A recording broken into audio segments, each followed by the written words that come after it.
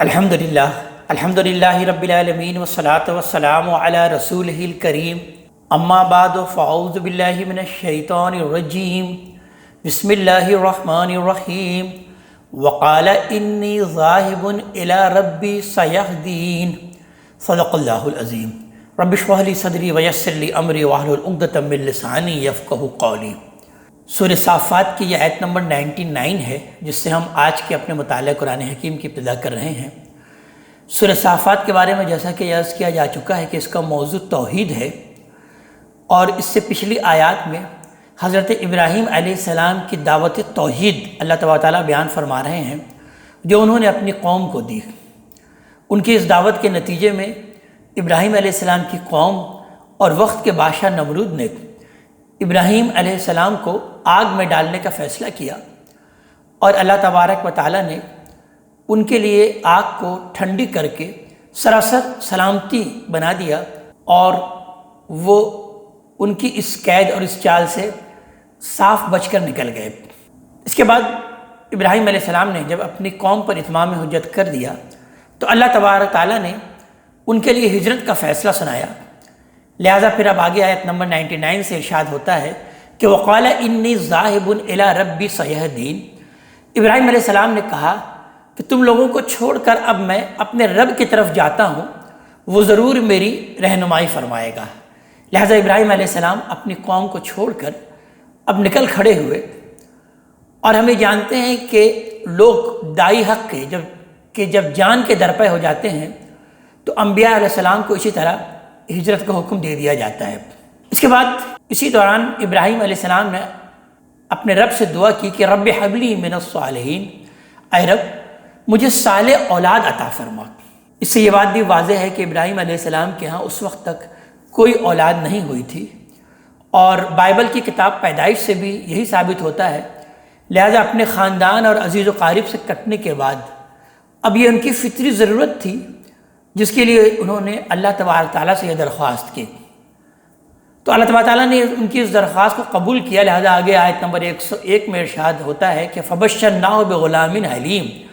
ابراہیم علیہ السلام کی یہ دعا اللہ تبارک تعالیٰ نے قبول کی، تو اس کے جواب میں اللہ تعالیٰ بیان فرما رہے ہیں کہ ہم نے ان کو ایک بردبار لڑکے کی بشارت دی، یعنی حضرت اسماعیل علیہ السلام کی۔ حضرت اسماعیل علیہ السلام کا تذکرہ جب قرآن حکیم میں آتا ہے تو بغلام حلیم کے الفاظ سے آتا ہے کہ ایک حلم والے بردبار لڑکے کی ہم نے ان کو بشارت دی، جبکہ دوسری اولاد حضرت اسحاق علیہ السلام کا تذکرہ جب قرآن حکیم میں آتا ہے تو بغلام علیم کے اعتبار سے آتا ہے کہ وہ علم والے تھے۔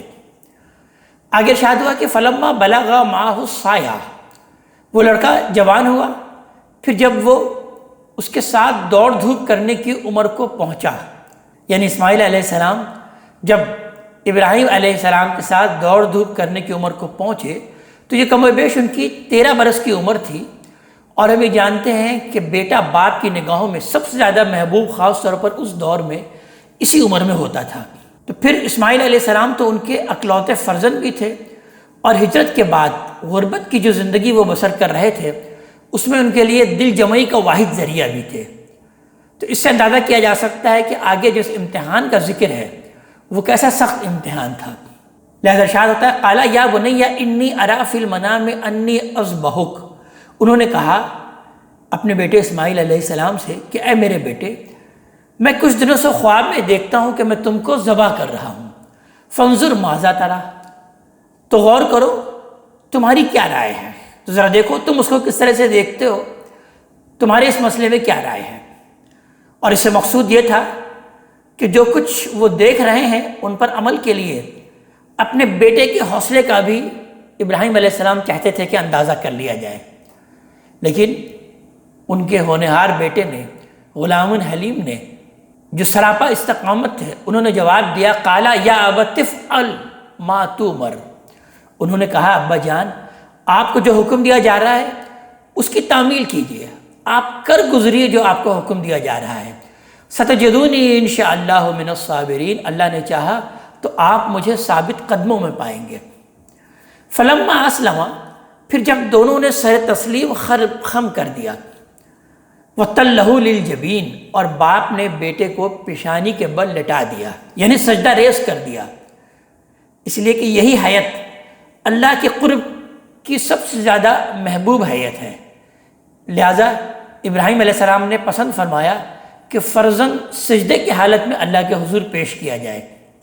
وَنَادَيْنَاهُ أَن يَا ابراہیم، اور ہم نے پکار کر کہا کہ اے ابراہیم، قد صدقت الرؤیا، تم نے تو خواب کو سچ کر دکھایا۔ یعنی تصور کریں کہ یہ دریائے رحمت نے کس قدر جوش مارا ہوگا کہ ابراہیم علیہ السلام نے جب اپنے بیٹے کی بھی قربانی دینے کے لیے تیار ہو گئے تو اللہ تبارک تعالیٰ پکار اٹھے کہ تم نے تو خواب کو سچ کر دکھایا۔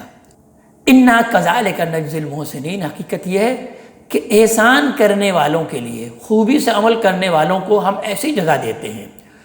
اِنَّ هَذَا لَهُوَ الْبَلَاءُ الْمُبِينُ، یقیناً یہ ایک کھلی آزمائش تھی۔ یعنی ممتحن بھی یہ پکار اٹھا کہ یہ بڑا امتحان تھا۔ امتحان لینے والے عام طور پر تو یہ کہتے ہیں کہ ہم نے جو پرچہ بنایا ہے یہ بہت آسان بنایا ہے۔ کوئی بھی ممتحن یہ نہیں کہتا کہ میں نے بڑا مشکل پیپر بنایا ہے اور میں بڑا مشکل امتحان لے رہا ہوں۔ لیکن یہاں پر معاملہ الٹا ہے کہ اللہ تبارک تعالیٰ جو کہ ممتحن ہیں، ابراہیم علیہ السلام کو مختلف طریقوں سے آزمایا اور یہ ان کے امتحان کا ذروۂ سلام تھا۔ اس وقت اللہ تبارک تعالیٰ یعنی ممتحن بھی یہ پکار اٹھا کہ اِنَّ هَذَا لَهُوَ الْبَلَاءُ الْمُبِينُ، یقیناً یہ کھلی آزمائش تھی، یہ بڑی آزمائش تھی، بڑی واضح امتحان تھا۔ اور ابراہیم علیہ السلام اس امتحان میں بھی کامیاب ہوئے۔ تو وَفَدَيْنَاهُ بِذِبْحٍ عَظِيمٍ، ہم نے ایک عظیم قربانی کے عوض اسماعیل کو چھڑا لیا۔ یہ اس قربانی کی طرف اشارہ ہے جو ابراہیم علیہ السلام نے اس وقت اللہ تعالیٰ کی ہدایت کے مطابق ادا کی، اور جس کی یادگار کے طور پر ہر سال اسی تاریخ کو قربانی کی ایک عظیم روایت ہمیشہ کے لیے قائم کر دی گئی۔ آج تک ہم یہ قربانی کی اس روایت کو ہم نے زندہ کیا ہوا ہے، اور اسی روایت کے تحت آج بھی ہم ابراہیم علیہ السلام کے اس امتحان کو یاد کرنے کے لیے وہ قربانی دیتے ہیں۔ یہی قربانی آج بھی حج اور عمرے کے موقع پر ایک نفل عبادت کے طور پر پورے اہتمام کے ساتھ کی جاتی ہے۔ اسی لیے آیت میں اس کو ذبح عظیم سے تعبیر کیا گیا کہ یہ در حقیقت اسماعیل علیہ السلام کی جان کا فدیہ ہے جس سے وہ چھڑا لیے گئے۔ اور اسی لیے فرمایا کہ وَفَدَيْنَاهُ بِذِبْحٍ عَظِيمٍ، ہم نے ایک عظیم قربانی کے عوض اسماعیل علیہ السلام کو چھڑا لیا۔ تو یہ قربانی ہے جو کہ ہم ہر سال کرتے ہیں اللہ تبارک تعالیٰ کے حضور، کہ ابراہیم علیہ السلام کے اس امتحان کو یاد کریں، اور اس کے ساتھ ساتھ ہم اس بات کو بھی یاد کریں کہ ہم بھی اس دنیا میں در حقیقت امتحان کے لیے بھیجے گئے ہیں۔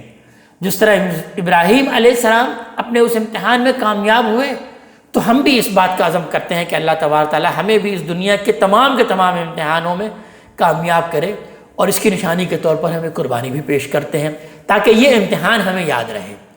قربانی ویسے تو اللہ کے حضور ایک نظر کی علامت ہے، یعنی اپنی جان کا نذرانہ ہے، اس کا ایک علامتی اظہار ہے۔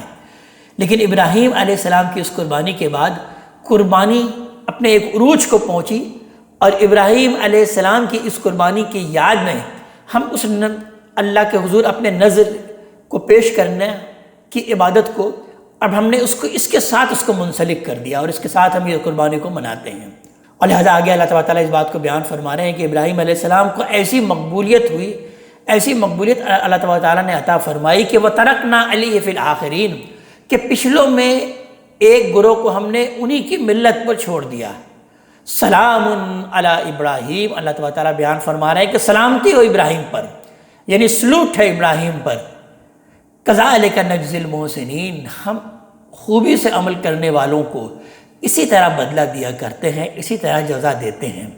احسان کرنے والوں کو ہم اسی طرح جزا دیتے ہیں، یعنی دنیا اور آخرت میں اسی طرح سلامتی اور برکت سے نوازتے ہیں۔ انہو من عبادنا المومنین، اس میں کچھ شک نہیں کہ وہ ہمارے مومن بندوں میں سے تھے۔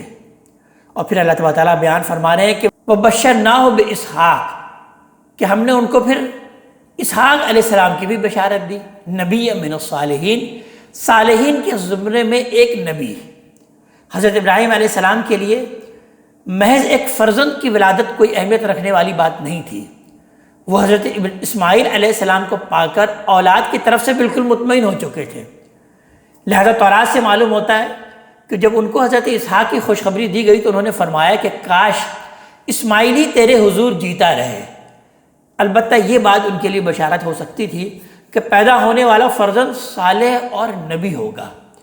وبارکنا علیہ وعلی اسحاق، اور ہم نے اسماعیل اور اسحاق دونوں پر اپنی برکتیں نازل کی۔ ومن ذریتہما محسن، اب دونوں کی اولاد میں خوبی سے عمل کرنے والے بھی ہیں، وظالم لنفسہ مبین، اور اپنی جان پر کھلے ہوئے ظلم ڈھانے والے بھی۔ یہاں سے ابراہیم علیہ السلام کا تذکرہ ختم ہوا۔ اب اللہ تبارک تعالیٰ حضرت موسیٰ اور حضرت ہارون علیہ السلام کا تذکرہ بیان فرما رہے ہیں کہ وَلَقَدْ مَنَنَّا عَلَىٰ مُوسَىٰ وَهَارُونَ، ہم نے موسیٰ اور ہارون پر بھی اسی طرح فضل کیا۔ یعنی ابراہیم علیہ السلام کے بعد سب سے زیادہ جلیل القدر رسول یہی دونوں تھے۔ ان کا زمانہ 1200 قبل مسیح کے لگ بھگ ہے۔ وَنَجَّيْنَاهُمَا وَقَوْمُهَا مِنَ الْكَرْبِ الْعَظِيمِ، اور ہم نے ان کو اور ان کی قوم کو بڑی مصیبت سے، بڑے کرب سے نجات دی تھی۔ وَنَصَرْنَاهُمْ فَكَانُوا هُمُ الْغَالِبِينَ، اور ان کی مدد کی تھی تو وہ بالآخر وہی غالب رہے۔ وَآتَيْنَاهُمَ الْكِتَابَ الْمُسْتَبِينَ، اور ہم نے ان دونوں کو روشن کتاب عطا فرمائی تھی، یعنی تورات، اس لیے کہ یہی کتاب ہے جس میں اللہ کی شریعت پہلی مرتبہ پوری وضاحت کے ساتھ اور نہایت مرتب انداز میں بیان کی گئی۔ وَهَدَيْنَاهُمَ الصِّرَاطَ الْمُسْتَقِيمَ، اور ان کو سیدھی راہ کی ہدایت بخشی تھی۔ وَتَرَكْنَا عَلَيْهِمَا فِي الْآخِرِينَ، اور نوح اور ابراہیم کی طرح علیہم السلام ہم نے پچھلوں میں ایک گروہ کو ان کی ملت پر بھی چھوڑا تھا۔ سلام علی موسیٰ و ہارون، سلام ہے موسیٰ اور ہارون پر۔ انا کذالک نجزی المحسنین، ہم خوبی سے عمل کرنے والوں کو اسی طرح بدلہ دیتے ہیں۔ انہما من عبادنا المومنین، اس میں کچھ شک نہیں کہ وہ دونوں بھی ہمارے مومن بندوں میں سے تھے۔ وَإِنَّ إِلْيَاسَ لَمِنَ الْمُرْسَلِينَ، اسی طرح الیاس بھی یقیناً ہمارے پیغمبروں میں سے تھے۔ یہ الیاس علیہ السلام ہارون علیہ السلامی کی نسل میں سے تھے اور جلعاد کے رہنے والے تھے۔ ان کا زمانہ محققین 785 اور 750 قبل مسیح کے درمیان متعین کرتے ہیں، اور بائبل میں ان کا ذکر ایلیا تشبی کے نام سے کیا گیا ہے۔ ان کی زندگی میں تو بنی اسرائیل نے ان کی بات سن کر نہیں دی، جیسا کہ تمام انبیاء کا یہی معاملہ ہوتا ہے، لیکن دنیا سے رخصت ہو جانے کے بعد ان کے ایسے گرویدہ ہوئے کہ اب تک وہ ان کے دوبارہ آنے کا انتظار کر رہے ہیں۔ اس قال لقومہ الا تتقون، یاد کرو کہ جب انہوں نے اپنی قوم سے کہا کہ تم لوگ ڈرتے نہیں ہو، تقوی کی روش اختیار نہیں کرتے، یعنی بنی اسرائیل سے انہوں نے کہا کہ جن کی سلطنت کے اس زمانے میں 2 حصے ہو چکے تھے، ایک حصہ آل داؤد کے قبضے میں تھا اور دوسرے پر اخی اب کی حکومت تھی۔ الیاس علیہ السلام نے دونوں میں فریضہ نبوت ادا کیا، یعنی آل داؤد پر بھی اور دوسری حکومت پر بھی۔ اتدعون بالا، کیا تم بال کو پکارتے ہو؟ زمانہ قدیم کی سامی زمانوں میں یہ لفظ الہ کے معنی میں استعمال ہوتا تھا، بال، لہذا ایک خاص دیوتا کو انہوں نے یہی نام دے رکھا تھا۔ لبنان کی قوم کا سب سے بڑا دیوتا یہی بال تھا، اور اس کی بیوی استارات ان کی سب سے بڑی دیوی تھی۔ اسرائیل کے بادشاہ اخی اب نے جب لبنان کی شہزادی ایزبل سے شادی کر لی تو اس کے اثر سے بال پرستی کی بیماری بنی اسرائیل میں بھی پھیل گئی، اور اسرائیل کے شہروں میں اعلانیہ بال کے نام پر قربانیاں کی جانے لگیں۔ اور یہی زمانہ ہے کہ جب الیاس علیہ السلام بنی اسرائیل میں نبوت کے لیے مبعوث ہوئے۔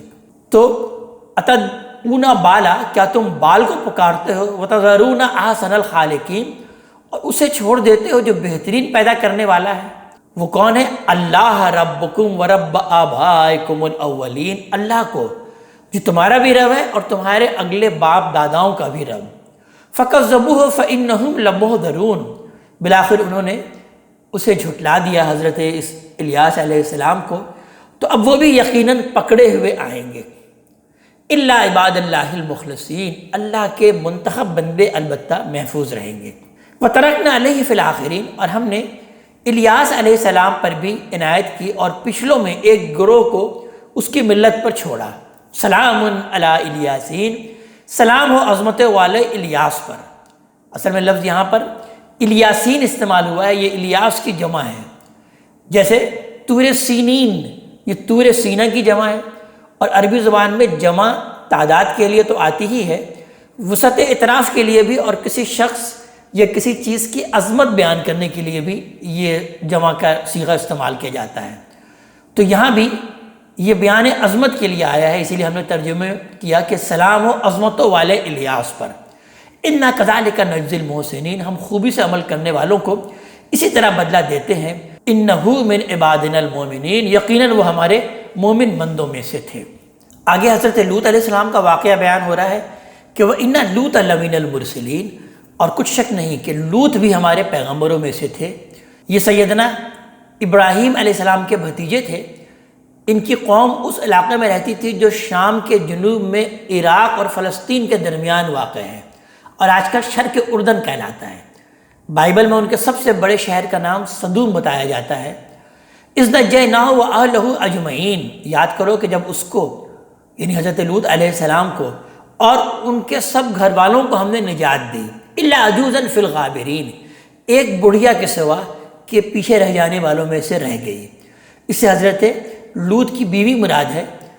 ایمان اور عمل صالح کے بغیر پیغمبر کی بیوی ہونا بھی اس کے لیے کچھ نفع بخش نہیں ہو سکا، کوئی فائدہ نہیں دے سکا، اور اسی عذاب سے وہ بھی دوچار ہوئی جو لوط علیہ السلام کے قوم پر نازل کیا گیا۔ ثم دمرنا الآخرین، اس کے بعد ہم نے اوروں کو ہلاک کر مارا۔ وَإِنَّكُمْ لَتَمُرُّونَ عَلَيْهِمْ مُصْبِحِينَ، قریش کے لوگوں تم صبح کو بھی ان کی بستیوں پر سے گزرتے ہو۔ وَبِاللَّيْلِ أَفَلَا تَعْقِلُونَ، اور رات میں بھی پھر کیا تم عقل سے کام نہیں لیتے ہو۔ وَإِنَّ يُونُسَ لَمِنَ الْمُرْسَلِينَ، اسی طرح یونس علیہ السلام بھی یقیناً پیغمبروں میں سے تھے۔ بائبل میں ان کا نام یونا آیا ہے۔ ان کا زمانہ 807 اور 784 قبل مسیح کے درمیان بتایا جاتا ہے۔ یہ اشور اسیریا والوں کی ہدایت کے لیے عراق میں مبعوث ہوئے تھے۔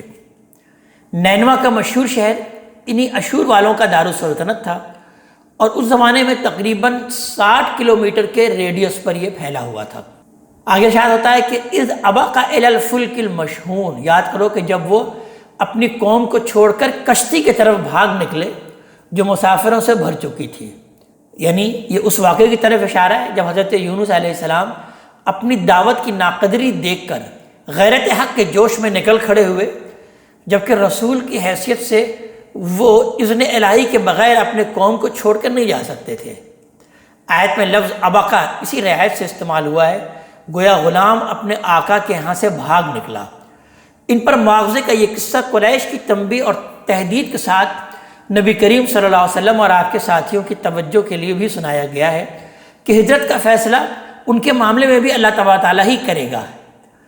اپنی رائے اور اجتہاد سے وہ فیصلہ نہیں کر سکتے، اور مشکلات سے گھبرا کر اگر کہیں کر بیٹھیں تو اللہ کا قانون بے لاگ ہے، وہ بھی اسی طرح محاسبے کی زد میں آ جائیں گے۔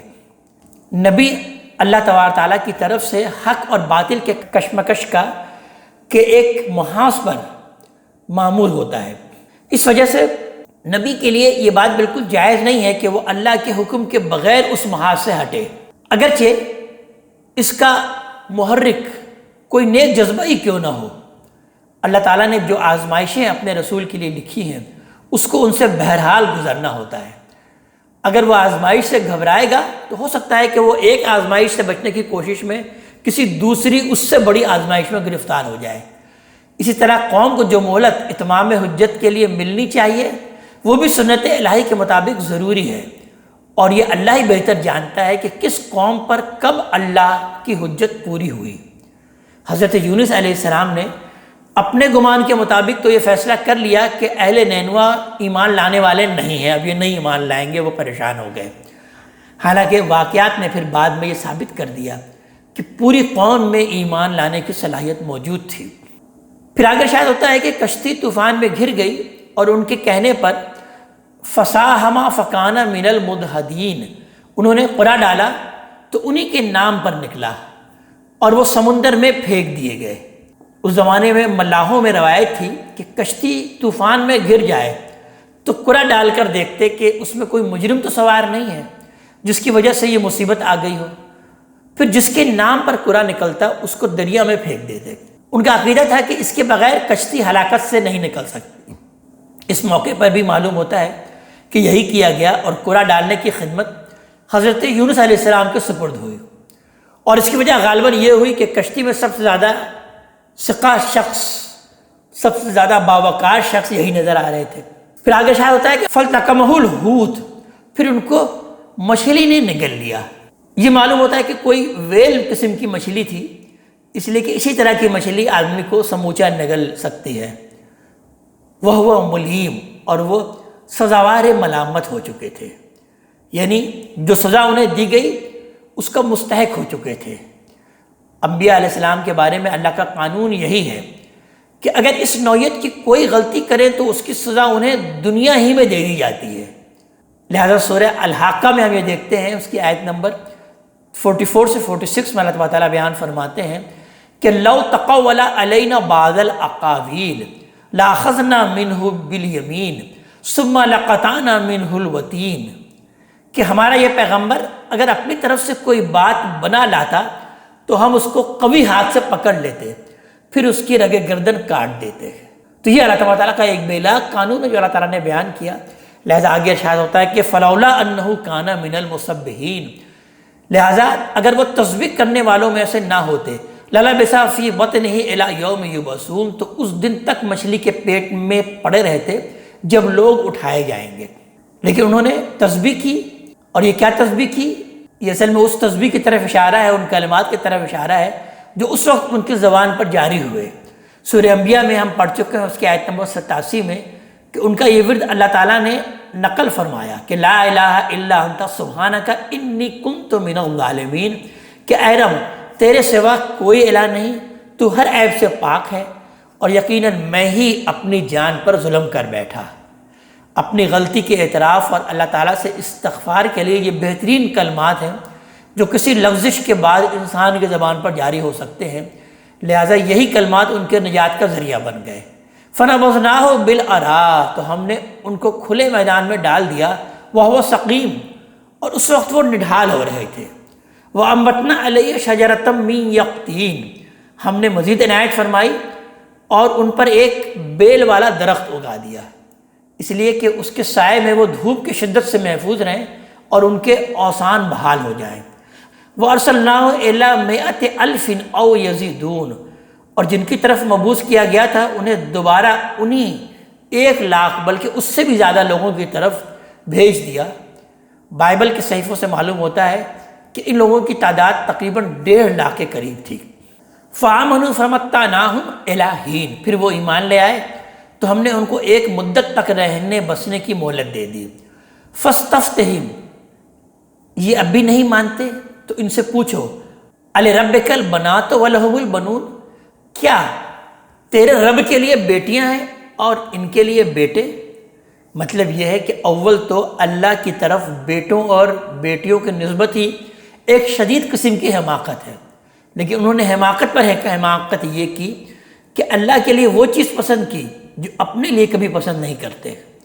ام خلقنا الملائکۃ اناثا وہم شاہدون، یا ہم نے فرشتوں کو عورتوں بنایا اور یہ اس وقت دیکھ رہے تھے۔ الا انہم من افکہم لیقولون، سن لو حقیقت یہ ہے کہ یہ محض اپنی من گھڑت سے کہہ رہے ہیں، ولد اللہ، کہ اللہ کی اولاد ہوئی ہے، وانہم لکاذبون، یہ بالکل جھوٹے ہیں۔ اصطفى البنات علی البنین، کیا اللہ نے بیٹوں کے مقابلے میں بیٹیاں پسند کر لی؟ ما لکم کیف تحکمون، تمہیں کیا ہو گیا ہے، تم کیسے حکم لگاتے ہو؟ افلا تذکرون، پھر کیا تم ہوش سے کام نہیں لیتے؟ مطلب یہ ہے کہ یہ بات تو بعد میں تامل سمجھ میں آ سکتی ہے، پھر دھیان کیوں نہیں کرتے؟ ام لکم سلطان مبین، یہ تمہارے پاس کتاب الہی کی کوئی واضح حجت ہے۔ فاتوا بکتابکم ان کنتم صادقین، تو لاؤ اپنی کتاب اگر تم سچے ہو۔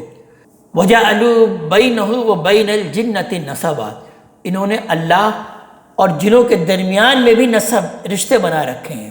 وَلَقَدْ عَلِمَتِ الْجِنَّةُ إِنَّهُمْ لَمُحْضَرُونَ، اور جنوں کو خوب معلوم ہے کہ نافرمانی کریں گے تو وہ بھی یقیناً پکڑے ہوئے آئیں گے۔ سبحان اللہ عما یصفون، اللہ تبارک تعالیٰ پاک ہے ان باتوں سے جو یہ بیان کرتے ہیں۔ الا عباد اللہ المخلصین، اللہ کے برگزیدہ بندے البتہ اس کی پکڑ سے، اللہ تبارک تعالیٰ کی پکڑ سے محفوظ رہیں گے۔ فَإِنَّكُمْ وَمَا تَعْبُدُونَ، سو تم اور تمہارے معبود، ما انتم علیہ بفاتنین، تم ان پر صرف انہی کو فریفتہ کر سکتے ہو، الا من ہوا صال الجحیم، جو اپنے کرتوتوں کے بنا پر جہنم میں پڑنے والے ہیں۔ اب آگے کلام کے بیچ میں جبرائیل علیہ السلام کا اللہ تبارک تعالیٰ نے تذکرہ کر دیا ان سب کی حماقتوں کی تردید میں کہ یہ ہمیں اللہ کی بیٹیاں بناتے ہیں، ایسی کوئی بات نہیں۔ گویا یہ جن کو معبود بنایا گیا ہے انہی کی ٹاپ کی ہستی نے بتا دیا کہ اللہ کے مقابلے میں ان کی کیا حیثیت ہے۔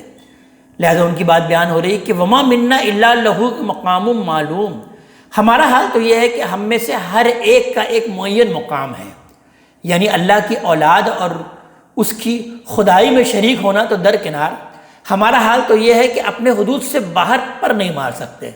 اللہ نے جو مقام ہمارے لیے متعین کر دیا ہے بس وہی ہمارا مقام ہے، ہماری یہ مجال نہیں ہے کہ اس سے ذرا برابر بھی ہم تجاوز کریں۔ وَإِنَّا لَنَحْنُ الصَّافُونَ، اور ہم جو ہیں ہم تو اللہ کے حضور صف بستہ رہنے والے ہیں۔ وَإِنَّا لَنَحْنُ الْمُسَبِّحُونَ، اور ہم تو ہمہ وقت اسی کی تسبیح میں لگے رہتے ہیں، یعنی جو باتیں تم اللہ کے بارے میں کہہ رہے ہو اس کو ان سے پاک قرار دینے میں سرگرم رہتے ہیں۔ یہ ان کی در حقیقت نماز کی طرف اشارہ ہے۔ سورہ کے شروع میں یہی چیز فالتالیات ذکرہ کے الفاظ میں بیان ہوئی تھی۔ ان کانوا لیقولون، یہ لوگ کہا کرتے تھے لو انا عندنا ذکرا من الاولین، کہ اگر پہلوں کی یاد دہانی ہمارے پاس ہوتی، اور اسے در حقیقت اللہ کی کتاب مراد ہے، لکننا عباد اللہ المخلصین، تو ہم اللہ کے خاص بندے ہوتے۔ یہی بات ہم پڑھ چکے ہیں سورہ فاطر کے آیت نمبر 42 میں کہ واقسموا باللہ جہد ایمانہم لئن جاءہم نذیر لیکونن اہدی من احدی الامم فلما جاءہم نذیر ما زادہم الا نفورا، یعنی وہ یہ کہتے تھے کہ دوسری قوم کی طرح ہم اس یاد دہانی کو ہرگز نہیں جھٹلاتے بلکہ اس کی پیروی کرتے اور خدا کے خاص بندے بن کر دکھاتے۔ فکفروا بہ، لیکن وہ ان کے پاس وہ یاد دہانی آ گئی تو انہوں نے اس کا انکار کر دیا۔ فسوف یعلمون، تو سو ان قریب جان لیں گے کہ اب اس کا انجام کیا ہوتا ہے۔ وَلَقَدْ سَبَقَتْ كَلِمَتُنَا لِعِبَادِنَا الْمُرْسَلِينَ، اور رسول کی حیثیت سے اپنے بھیجے ہوئے بندوں کے بارے میں ہمارا یہ فیصلہ پہلے ہی صادر ہو چکا ہے کہ انہم لہم المنصورون، کہ مدد کے حقدار وہی ہوں گے۔ وَإِنَّا جُنْدَنَا لَهُمُ الْغَالِبُونَ، اور یقیناً ہمارا لشکر ہی غالب رہنے والا ہے۔ یہ در حقیقت اس سنت الہی کا حوالہ ہے جو قرآن میں کئی مقامات پر بیان کیا گیا ہے کہ رسولوں کے مخالفین ان کو کبھی مغلوب نہیں کر سکتے۔ اللہ اپنے رسولوں کی لازماً مدد کرتا ہے اور وہ غالب ہو کر رہتے ہیں، اور ان کے مخالفین باز نہ آئے تو لازماً صفحہ ہستی سے مٹا دیے جاتے ہیں۔ قرآن نے بتایا ہے کہ اس کے لیے اگر ضرورت ہو تو اللہ تبارک تعالیٰ آسمان سے اپنے فرشتوں کے لشکر بھی اتارتا ہے، اور آیت میں اسی کو جندنا ہمارا لشکر کہا گیا۔ فَتَوَلَّ عَنْهُمْ حَتَّى حِينٍ، تو کچھ دنوں کے لیے ان سے اعراض کریں، نبی کریم صلی اللہ علیہ وسلم سے مخاطب کر کے کہا جا رہا ہے وَأَبْصِرْهُمْ فَسَوْفَ يُبْصِرُونَ، اور انہیں دیکھتے رہیں کہ عنقریب یہ بھی دیکھ لیں گے۔ أَفَبِعَذَابِنَا يَسْتَعْجِلُونَ، پھر کیا یہ ہمارے عذاب کے لیے جلدی مچا رہے ہیں؟